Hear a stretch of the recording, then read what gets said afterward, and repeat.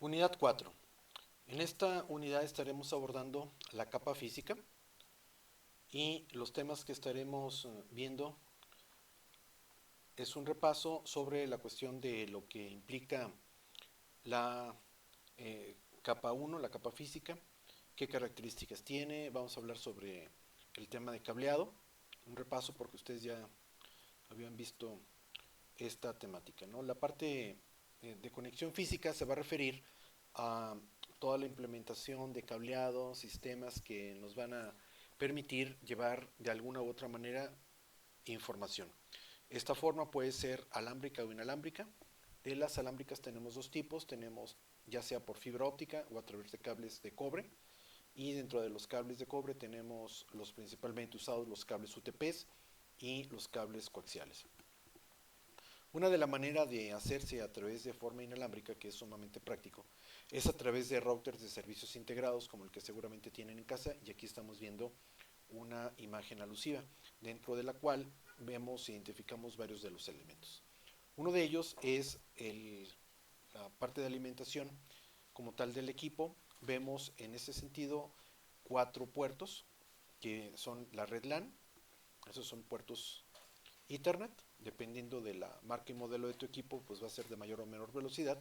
Y vemos en este caso el puerto de Internet, que en este caso es un RJ45 y es muy utilizado aquí en la documentación de Cisco debido a que con este modelo en particular podemos conectarlo al interior de lo que viene siendo redes locales, porque este puerto se puede reconfigurar como puerto de entrada y entonces se puede conectar a un switch, por ejemplo, para que interconecte una red alámbrica con una inalámbrica. Entonces por esto es empleado.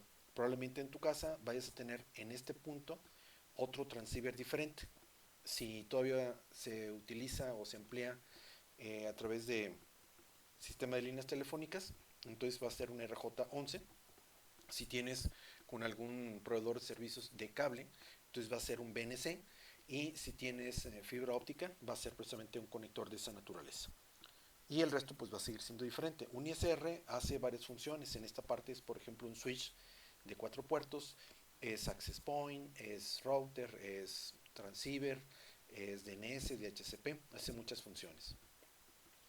La forma con la que vas a conectar en forma alámbrica tu computadora al interior de tu casa o con una conexión de esta naturaleza es en cualquiera de estos puertos en forma alámbrica con un cable Ethernet en cualquiera de estos puertos con tu puerto Ethernet precisamente de tu máquina, y de esa manera pues va a estar trabajando bastante estable porque tiene pues muy buen ancho de banda y no tiene inestabilidades ni interferencias electromagnéticas.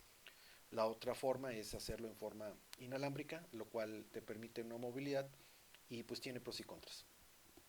Las tarjetas de red son cualquier medio que la computadora va a tener para que se pueda conectar con el mundo exterior. En este caso, aquí estamos identificando una RJ45, que es el puerto típico que tendrían las computadoras, aunque hay que decirlo que muchos laptops modernas ya no traen este puerto, entonces tendrían que hacerse a través de un transceiver que viene siendo un convertidor de USB a Ethernet si se quisiera conectar en forma alámbrica, ¿sí? Pero los que sí ya traen de una manera muy extendida es la forma inalámbrica.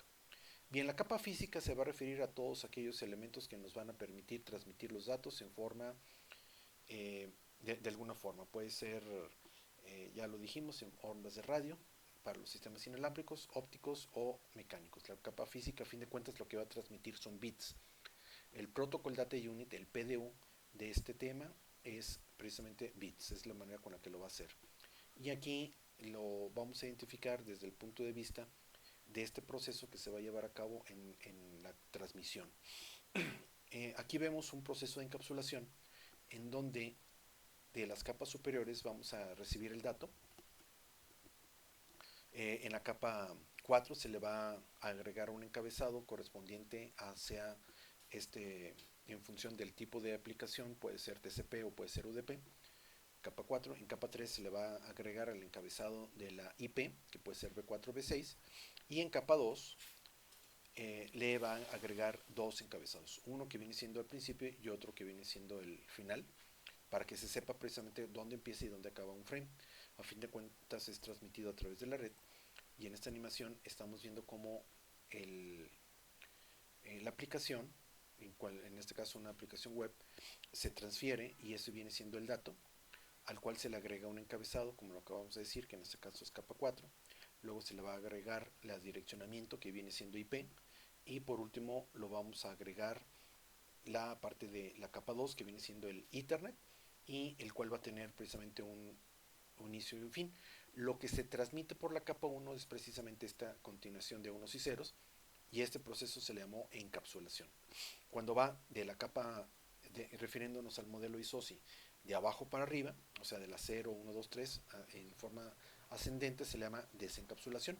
Y de esa manera, dos dispositivos se pueden comunicar a través de un cable o a través de medio mundo, ¿no? Entonces, independientemente de la distancia, este sistema nos va a permitir comunicar cualquier computadora con cualquier otra en cualquier parte del mundo.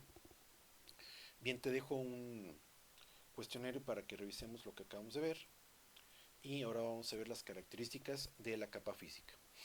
Vamos a hablar de los estándares de la capa física, y hay varios elementos que platicar en ese sentido. Uno es que ya todo esto está perfectamente definido por estándares y por grupos de trabajo, en este caso por la IETF, Internet Engineering Task Force, que es el grupo de científicos que desarrollan todo este tipo de tecnologías y a través de los protocolos, ¿no? Entonces, la capa física van a ser todos esos medios electrónicos, conectores, cables, que nos van a comunicar un lugar con otro, y está regido por muchas normas. Intervienen en esto la ISO, que es la International Standard Organization, interviene la TIA, que es la Telecommunication Industry Association, y la EIA, que es la Electronic Industry Association. Interviene también la ITU, que es la Unión Internacional de Telecomunicaciones, la ANSI, que es el Instituto Nacional Estadounidense de Estándares, la IEEE, que es el Instituto de Ingenieros Eléctricos y Electrónicos, la FCC, que es el Federal Communication Commission, y el ETSI, ¿no?, que viene siendo el Instituto Europeo de Estándares. Entonces, todos estos estándares aplican para que pueda ser empleado lo que viene siendo la capa 1 a cualquier dispositivo en cualquier parte del mundo. Aquí estamos comparando el modelo ISOCI y vemos que en las capas superiores, la aplicación, presentación y sesión, tenemos los estándares que se van a implementar y van a estar regidos por la IETF. Lo que viene siendo la capa 1 y 2 están regidos por los estándares que acabamos de decir, ¿no? Por la ISO, la IATIA, que es la referente específicamente al cableado, la ITU, la ANSI, la IEEE. Los componentes físicos que están interviniendo en este nivel, en esta capa, son precisamente cables, conectores, y los estándares que definen son básicamente tres cosas: los componentes físicos como tal, la codificación que se requiere para la transmisión de los datos a través del medio, y la señalización, que se refiere a voltajes, frecuencias, ¿no? Entonces, los componentes físicos pues es todo eso, ¿no? Las tarjetas de red como tal, físicamente, desde el punto de vista de administración, es el Protocol Data Unit, y viene siendo los bits. La codificación es la manera con la que vamos a agrupar esos bits para que tenga un sentido, una forma de poder transmitir la información de un lugar a otro, y que tenga, como les digo, que tenga sentido, ¿no?, cuando llega del otro lado. Una de la forma de la codificación que se emplea es la denominada Manchester. Los ceros y unos van a ser representados mediante esta forma. Como pueden observar, aquí lo que está sucediendo es que eh, con respecto a una referencia de voltaje que viene siendo esta, los ceros vendrían a ser un voltaje negativo, ¿sí? Y aquí tenemos un rango de voltaje desde menos 5 hasta 5 volts. Entonces, según esta codificación que fue empleada en comunicaciones serias durante muchísimo tiempo, un 0 volts representa un 0 de datos lógico, y un 5 volts representa un 1. Entonces, si viéramos esto con un osciloscopio, veríamos un tren de datos digitales, pero tiene un sentido para que se puedan estar transmitiendo precisamente los datos que aquí tenemos representados. Entonces, esta es una forma de la codificación. Actualmente es empleada en la tecnología Ethernet, como lo que viene siendo 10 base T, 100 base T, y ya estas últimas comunicaciones, por ejemplo, si en base TX se utiliza una codificación que se llama 4B, 5B, y 1000 base T ya utiliza una codificación denominada 8B, 10B. Entonces nos permite tener un sistema de comunicaciones a través de este tipo de enlaces. La señalización, refiriéndonos a la capa 1, debe generar las señales inalámbricas, ópticas o eléctricas, que a fin de cuentas lo que presentamos o transmitimos es un 1 o es un 0. La forma con la que se representan los bits se denomina método de señalización. Los estándares de la capa física deben definir qué tipo de señal representa un 1 o qué tipo de señal representa un 0. Esto puede ser tan simple como un cambio en el nivel, una señal eléctrica o un pulso óptico. En fibras ópticas lo que se hace es de que, en forma sencilla, de que para representar un 1 precisamente hay una señal de luz y un 0 durante un cierto tiempo nos indicaría una ausencia de luz, ¿no? Entonces de esa manera codificamos la información y podemos transmitirla. Vemos una señal eléctrica más compleja con respecto al tiempo, como pueden observar aquí. No solamente es un 1, es un 0, pero sí son diferentes niveles de voltaje. Entonces, de esta manera, en una misma unidad de tiempo podemos representar más información.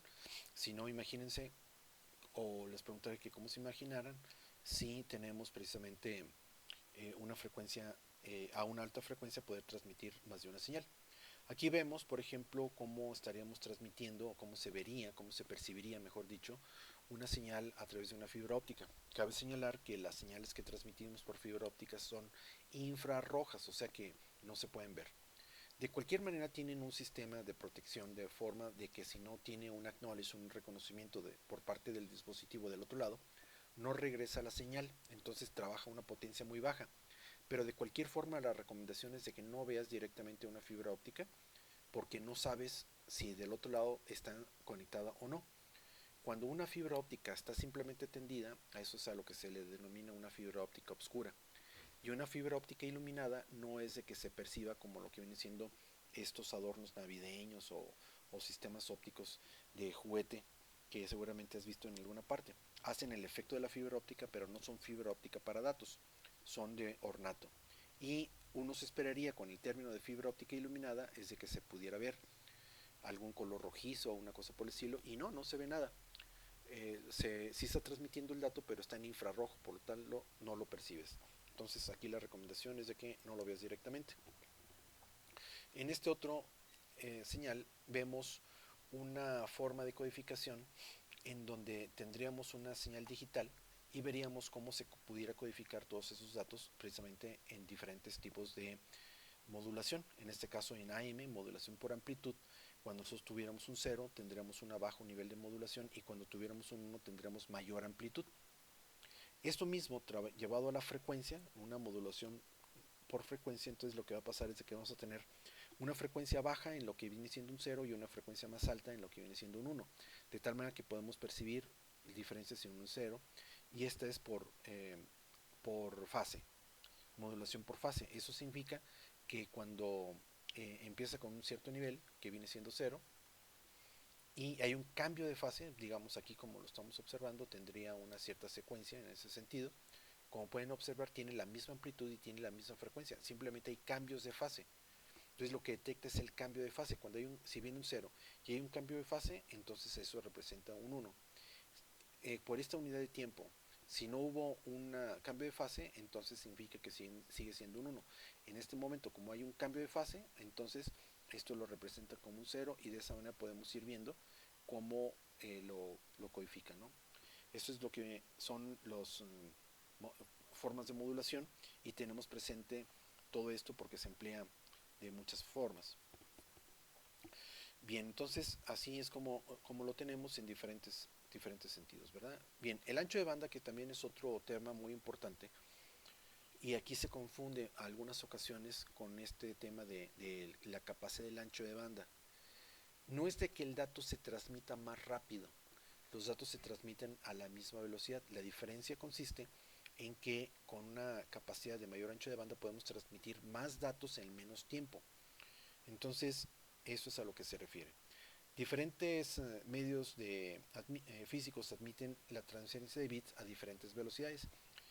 una determinada velocidad la podemos tener con fibra óptica, otra con cable de cobre y otra con formas de radio.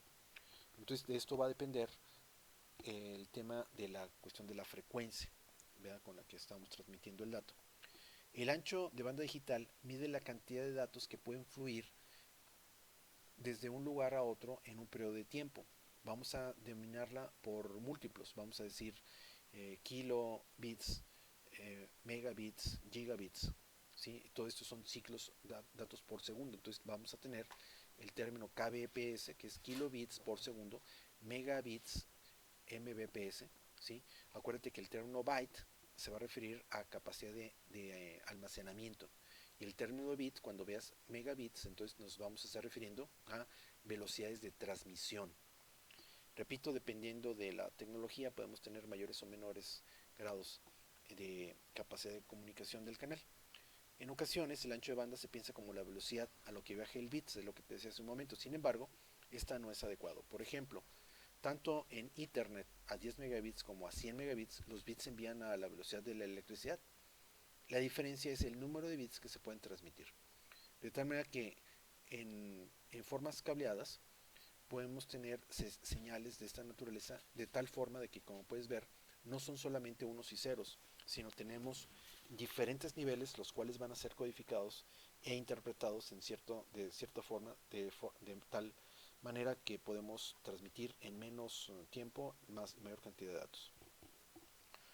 Te había comentado de los múltiplos, entonces aquí tenemos estas velocidades en función de la agrupación por velocidad en múltiplos de 10 a la 3, 6, 9 o 12. Aquí vamos a decirle entonces que 10 a la 3 son kilobits, megabits, gigabits o terabits por segundo, dependiendo de la tecnología. Pasando a otro concepto, tenemos algunas terminologías que vamos a modificar y que tenemos que manejar a este nivel. Uno de ellos viene siendo la latencia, el rendimiento y la capacidad de transferencia útil. Muy bien. La latencia es ese periodo de tiempo, ese retardo que hay por medio de la electrónica, y va a ser la cantidad de tiempo incluida en las demoras que se le toman los datos transferirse de un punto a otro. O sea, no es instantáneo, tarda un cierto periodo de tiempo. Aún con fibra óptica, que no llega a la velocidad de la luz, es muy cercano, pero no llega a la velocidad de la luz, aún con fibra óptica, no llega instantáneamente. En cuanto se pone el dato de un lado, no llega instantáneamente, hay un punto de retardo, y eso también ocurre en el cobre. Y si tomamos en cuenta el procesamiento digital que tiene que ver con las señales, vas a observar que entonces hay un cierto periodo de tiempo entre que se transmite el dato y entre que se procesa. Eso le vamos a llamar la latencia. El rendimiento es la medida de transferencia de bits a través de los medios durante un periodo de tiempo determinado. Debido a diferentes factores, el rendimiento generalmente no coincide con el ancho de banda especificado en las implementaciones de la capa física. El rendimiento suele ser menor que el ancho de banda. Los factores que influyen en esto es la cantidad del tráfico, el tipo de tráfico, la latencia, ¿sí? Entonces el rendimiento, o que te digan por ejemplo que tienes un enlace de 100 megabits por segundo, no te va a dar este ancho, debido a una serie de elementos que los acabamos de decir, como la latencia y la carga, la cual va a hacer que no sea exactamente esa velocidad. Entre más alto sea ese número con respecto a lo que se promete que es ese canal, entonces va a tener mejor rendimiento, podríamos decir que es de mejor calidad de ese enlace. La capacidad de transferencia útil, eso se llama el good put. Existe una forma para que podemos evaluar la transferencia de los datos. Probablemente hayan visto algún tipo de medidor de este tipo que nos va a ayudar para que podamos interpretar, para que podamos saber cuál es la velocidad de canal en nuestro sistema. Entonces vamos a ver que en función de varios elementos, varios, varios sistemas, podemos identificar cuándo o qué velocidad tiene. Por ejemplo, en mi caso, yo tengo Telmex y tengo una prueba que automáticamente me da el proveedor. Yo le pongo aquí en la prueba y me está indicando en tiempo real qué tan rápido está funcionando mi enlace. ¿Sí? Mi enlace es de 100 megabits por segundo y, como pueden ver, sí está teniendo un ancho de banda en ese sentido y hace dos pruebas. Una de descargar, que a fin de cuentas es la que a nosotros nos interesa, porque esto implica la capacidad con la que yo pueda estar recibiendo mis datos, y otra cosa es mi capacidad de subida. Yo tengo fibra óptica, tengo 100 megabits por segundo y aquí me da el rendimiento de lo que tiene el sistema que yo tengo, con el que yo tengo contratado. Entonces, de los 100 megabits por segundo, realmente me está dando el 81%. ¿Sí? Entonces, ese es el rendimiento. Eso es lo que tiene mi enlace en este momento. Si lo hago en diferentes horas o cuando haya más personas que están requiriendo el servicio, vamos a observar que este factor puede ser diferente. La parte de subida, el upstream, es qué tantos datos yo puedo transmitirlo. Entonces yo puedo transmitir alrededor de 10 megabits, en ese sentido está bien. Y el de bajada, en mi caso, tiene 81%, lo cual es bastante bueno, ¿no? 80 megas por bits por segundo es bastante bueno, mi ancho de banda que me permite transmitir. Muy bien. Entonces con esto veríamos la capacidad de la transmisión y les dejo este otro quiz para que lo revisen. Ahora vamos a ver lo correspondiente al cableado de cobre. El cableado de cobre es ampliamente utilizado y sirve pues evidentemente para poder transferir diferentes datos, y los vamos a estar utilizando pues con todos estos elementos. De tal manera que tenemos cables UTPs y tenemos en ese sentido varios tipos. Tenemos el cable eh, sin blindaje, que viene siendo el más utilizado, y tenemos el cable blindado.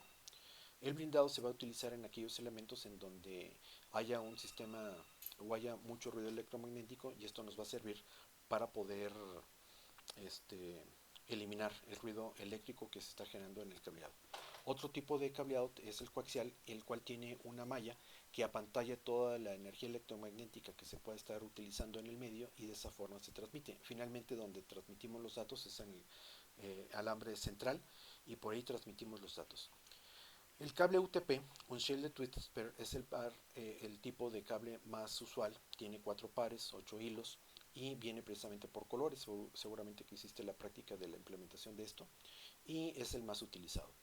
Hay el STP, el Shielded Twisted Pair, que es este que te comentaba, que tiene ese blindaje. Es parecido como una combinación entre el cable coaxial y el cable UTP, pero no es recomendable porque el ancho de banda que permite es más limitado, y sobre todo la distancia, ¿no? Tiene una diferencia de impedancia con respecto al UTP, y entonces es para distancias más cortas. Cuando hay unas condiciones de energía electromagnética muy persistentes en ese medio, más bien aquí lo que se va a recomendar es que metas fibra óptica, porque de otra manera se vería pues afectado. Entonces aquí vemos el esquema del cable apantallado, que como puedes observar trae un blindaje que cubre precisamente por cada uno de los 4 pares. El cable coaxial ya casi no se utiliza para el tema de datos. Sí fue ampliamente utilizado, pero más bien ahora los que utilizamos es fibra óptica o cables, eh, otro tipo de cables. Si se sigue empleando aquí para el tema de datos, utilizaba unos conectores diferentes que se llaman BNC. ¿Sí? Son unos conectores diferentes a los que tú probablemente conozcas, que son para televisión. Aquí vemos el cable y, como podemos observar, aquí está el recubrimiento, que es una malla metálica que apantalla toda la energía electromagnética que se le introduce en el cable, y de esa forma la elimina hasta un porcentaje muy alto. Aquí vemos algunos tipos de conectores coaxiales. Este es el BNC que te decía, que es empleado para este tema de redes. Tenemos el tipo N y tenemos el tipo F. Estos se siguen empleando para sistemas de telecomunicaciones, y en todo caso, es el que se emplearía para datos. Vamos a ver un quiz sobre esto que acabamos de observar, y finalmente vamos a ver las propiedades de los cables UTPs. Hay un elemento muy importante dentro del cable UTP, un término que viene siendo la anulación. Lo que pasa es que los datos que estamos transmitiendo a través del cable se transmiten a una alta frecuencia. Esto va a generar una energía electromagnética, la cual viene acompañada por el flujo eléctrico, de tal manera que se generan campos electromagnéticos alrededor de lo que viene siendo el cable. Estos campos electromagnéticos interfieren con la transmisión del dato en los otros que están contiguos. Hay un cierto factor de tolerancia y cuando estos factores se exceden, entonces cuando llega el dato del otro lado, como es aumentado, adicionado con las señales de interferencia del otro cable del mismo par aquí se está generando, entonces se puede generar una interferencia y pudiera no haber una correcta identificación del dato del otro lado. De manera de que tiene que haber una compensación. Si estuvieran completamente planos, entonces generaría una impedancia capacitiva. La impedancia es la posición del paso de la corriente alterna. Y aunque aquí se transmite o se trabaja con corriente directa, pero como es tanta la frecuencia, podemos decir que interviene precisamente la frecuencia. De tal manera que si estuvieran planos, entonces se estuvieran induciendo de una manera mucho, muy importante y sobre todo que estarían generando una impedancia capacitiva. La forma o la razón por la cual se trenza es para contrarrestar el efecto capacitivo que se formarían con los alambres si los tuviéramos en paralelo. Al torcerlo le generamos una bobina. Eso indica que es, dada la misma frecuencia a la que está sometido el alambre, que estamos generando una reactancia inductiva, la cual contrarresta la capacitiva y simplemente queda la resistencia. De tal manera que es importante este trenzado porque con esto compensamos este efecto y esto se llama la anulación.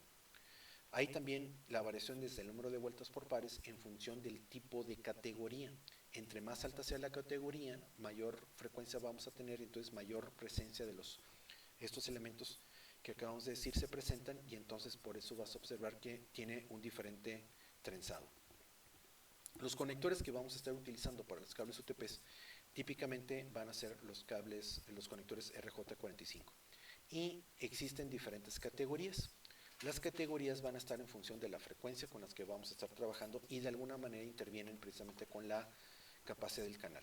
Entonces, en cable categoría 3, el UTP3, eso es para 10 megabits por segundo, eso es para el Ethernet. Aquí tenemos lo que viene siendo categoría 5, 5E, y acá categoría 6, como pueden observar, el trenzado es mayor, y esto es debido a la frecuencia con la que están sometidos. Estos son los conectores RJ45 como los que ya conoces, y en este caso estamos viendo el jack. Esto es lo que se conoce como el plug, el macho, y esto es el jack, que es el que está del otro lado, y sirve para poderlo interconectar. Hay muchos errores en el terminado del cableado y pudiera ser como lo que estamos observando, que lo que va a pasar es de que se van a destrenzar durante una distancia más allá de lo que es tolerable y esto va a generar precisamente una serie de interferencias, lo cual hace que este terminado, este cable sería de baja calidad y lo que puede hacer es de que baje la frecuencia, la tasa de transmisión del dato, por lo tanto es muy importante terminarlo correctamente. Entonces aquí estamos viendo un terminado en donde prácticamente la geometría del cable, o sea, el trenzado no se pierde hasta prácticamente la última parte, hasta cuando llega el conector. De esa manera se tiene la mejor eficiencia. Hay dos formas de armar el cable, uno que se conoce como recto o directo y cruzado, crossover. El cable recto vamos a tener la misma estructura de los dos lados. Aquí estamos viendo las dos formas con las que se puede hacer y esta de T es de la TIA. Hay dos maneras, la 568A y la B. Esta es la A y esta es la forma de B. Como puedes observar, en la misma distribución tenemos blanco verde verde, blanco naranja azul, blanco azul naranja y blanco café café. Esta es la A. Y la B empieza por blanco naranja. Blanco naranja naranja, blanco verde azul, blanco azul verde, blanco café café. Un cable cruzado llevaría de un lado la forma A y del otro lado la B. Si es un cable recto va a tener la B de los dos lados. Esto probablemente ya los hiciste. Hay una actividad en donde vas a poner aquí los colores en uno y en otro. Muy bien, finalmente, refiriéndonos a lo de fibra óptica, es un dispositivo que nos va a permitir transmitir datos a una altísima velocidad y vamos a requerir elementos especiales del lado de los dispositivos, en este caso se llaman los JBICs, los cuales nos permiten recibir directamente la fibra óptica para que pueda ser procesada y pueda ser identificable. La ventaja de la fibra óptica es que es completamente inmune a la energía electromagnética y esto nos permite que podamos transmitir capacidades de ancho de banda muy altos. En fibras ópticas no hay categorías como lo hay es en el cable de cobre. Eso significa que la velocidad depende de los transceivers, o sea, de la electrónica. El mismo fibra, el cable de fibra te puede servir a 10, te puede servir a 100, a 1000, a 10,000, la misma fibra óptica. La diferencia va a estar en la codificación, o sea, en la electrónica que pueda transmitir y recibir, ¿sí? Entonces tiene que haber la misma nivel tecnológico de un lado y de otro para que podamos tener esas señales, pero repito, la gran ventaja de la fibra óptica son dos situaciones. Una, la completa inmunidad a la transmisión del dato por energía electromagnética y la distancia. Tenemos distancias de kilómetros. En los cables de UTPs tenemos distancias de un extremo a otro de 100 metros y aquí en la fibra, dependiendo del tipo, si tenemos monomodo o multimodo, va a ser de kilómetros. En este caso estamos observando la fibra óptica monomodo y esta es más delgada, normalmente es de alrededor de 9 micrones, lo que es en sí el punto donde se transmite el dato y prácticamente no tiene fluctuaciones. El recibimiento siguiente es alrededor de 125 micrones y al final tiene recubrimiento de plástico para que se pueda manejar. Aquí es donde estamos viendo, en este caso, la fibra óptica monomodo. Esta es la utilizada para grandes distancias, puede llegar a 50 kilómetros y si se requiere más se ponen repetidores y en este caso estamos viendo la fibra óptica multimodo. En este caso el centro es un poco más grueso, es de entre 50 y 62.5 micrones y esto permite que tenga más variación para que pueda estar reflejando su luz en ese sentido. En la fibra óptica multimodo se utiliza LED láser, pero en ambos casos se utiliza infrarrojo, por lo tanto no veas directamente una fibra óptica a menos de que tengas la otra punta de un lugar y otro. Y este tipo de fibra puede llegar a distancias de 2 a 3 kilómetros dependiendo del fabricante. ¿Para qué se puede emplear? Para redes empresariales. Si tienes internet por fibra óptica, estás utilizando esta tecnología que se llama FTTH, que significa Fiber to the Home. Eso significa que por una sola fibra óptica recibes y transmites los datos. En este tipo de fibra lo que se hace, no tipo de fibra, en este tipo de tecnología lo que se hace es modular por una cierta frecuencia el dato y entonces podemos tener varias transmisiones y recepciones al mismo tiempo, solamente separadas por frecuencia. ¿Sí? Son de alta frecuencia, pero son separadas de esa manera. Sirve para redes de larga distancia, redes de cables submarinos, también es una forma con la que se puede comunicar y tenemos diferentes tipos de conectores, ¿no? Entonces tenemos estos que vienen siendo redondos, que vienen siendo los SC, Subscriber Connectors, son los redondos, ¿sí? Tenemos estos otros que vienen siendo los conectores SC, que son así rectangulares. Hay otro modelo que viene ya incluido, ya viene todo junto, que es este otro caso que es el LC. En este caso viene, como puedes observar, también así en forma rectangular, pero es más pequeño. Y finalmente tenemos estos en donde ya viene en un solo paquete, que vienen siendo los conectores LC. ¿Sí? Estos son los conectores y son las formas que vamos a estar requiriendo más usualmente aquí en datos. Del lado del equipo, que puede ser un router, un switch, o inclusive también una computadora, este es el tipo de transceiver que va a tener, es decir, es en donde se va a conectar. Y finalmente aquí pues vemos los tipos de conectores y vamos a observar que puede haber combinaciones. En este sentido, aquí estamos viendo, por ejemplo, un SC a un SC. ¿Sí? Aquí en este otro caso estamos viendo un LC a un LC. Ahora estamos viendo un ST a un LC. Como puedes ver, son esos redonditos a estos cuadrados. ¿Sí? Podemos tener diferentes combinaciones. Y finalmente un SC a un ST. Bien, los cables utilizados para hacer la interconexión dentro de lo que viene siendo el panel, los sistemas de interconexión vienen siendo los jumpers de fibra y finalmente vemos una referencia a una comparación entre lo que vienen siendo los cables UTPs con respecto a los cables de fibras ópticas. En los cables UTPs podemos llegar a tener hasta velocidades hasta de 10 gigabits por segundo y en fibra hasta de 100 megabits por segundo. La distancia en cables de cobre podemos ser hasta de 100 metros y en fibra óptica, dependiendo de las condiciones, hasta de 100.000 metros. La inmunidad al ruido es completamente baja en estos y en esto es completamente inmune, ¿no? Entonces aquí en los cables UTPs es susceptible a cierto nivel de interferencia y acá es completamente inmune. También a problemas eléctricos muy bajo. Los costos es más bajo, es más barato y la fibra óptica pues evidentemente es un poco más cara, aunque el cobre subió el año pasado 300%, de tal manera que ya no es tan cara la fibra óptica. Ahora, la fibra óptica es más complicado el que se pueda manejar. Requiere cierto nivel de entrenamiento para poder hacer esos conectores que vimos. Y en cables de cobre pues es más sencillo, ¿no? O sea, no es tan eh, especializado. Las precauciones de seguridad con estos de los cables de cobre pues se te puede caer, lo puedes jalar un poco, y en cambio los fibras son muy delicados. Muy bien, finalmente te dejo este quiz para que lo realices y en la próxima sesión estaremos viendo las propiedades de los medios inalámbricos.